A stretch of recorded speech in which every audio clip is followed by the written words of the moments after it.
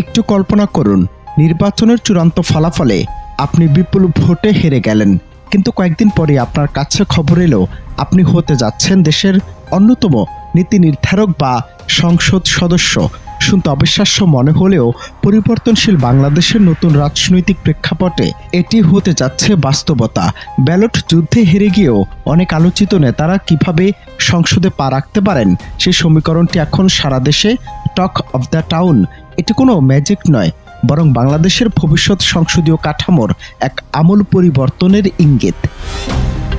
এই বিস্ময়কর প্রক্রিয়ার মূলে রয়েছে বাংলাদেশের প্রস্তাবিত দ্বিকক্ষ বিশিষ্ট সংসদ ব্যবস্থা, যেখানে বর্তমানের মতো ৩০০ আসনের পাশাপাশি থাকবে একটি উচ্চ কক্ষ, যার সদস্যরা সরাসরি ভোটে নয় বরং পিয়ার পদ্ধতি বা আনুপাতিক হারে মনোনীত হবেন।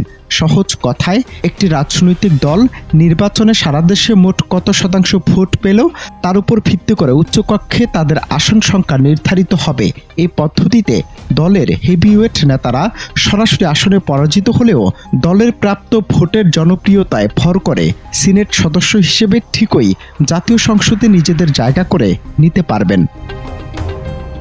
এই নতুন নিয়মে সংসদে যাওয়ার দৌড়ে সবার আগে যাদের নাম শোনা যাচ্ছে তাদের মধ্যে রয়েছেন জামায়াতে ইসলামীর সেক্রেটারি জেনারেল মিয়া গোলাম পরোয়ার, সহকারী secretary general doctor Hamidur Rahman Azad এবং অ্যাডভোকেট শিশির মনির। পিছিয়ে নেই ইসলামী আন্দোলনের মুফতি সৈয়দ মোহাম্মদ ফয়জুল করিম কিংবা বাংলাদেশ খেলাফত মজলিসের মাওলানা মামুনুল হক, এমনকি জাতীয় নাগরিক পার্টির সার্জিস আলম, নাসিরউদ্দিন পাটোয়ারি এবং ঢাকা 16 আসনের আমিনুল হকের মতো তরুণ অভিজ্ঞ নেতারাও এই আনুপাতিক হারের হিসেবে উচ্চ কক্ষে বসার জোরালো সম্ভাবনা রাখছেন।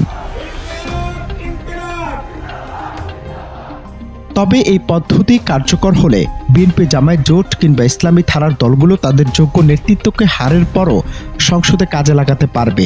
যদিও তারা মেম্বার অব পার্লামেন্ট হিসেবে পরিচিত হবেন, তবে উচ্চ কক্ষের সদস্য হিসেবে তাদের মূল পরিচয় হবে সিনেট সদস্য।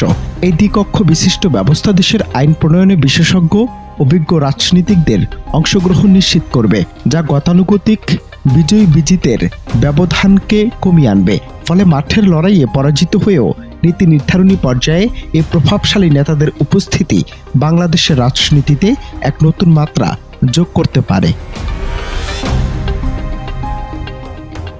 অনন্ত হাসান মাসুদ, বাংলা টিভি।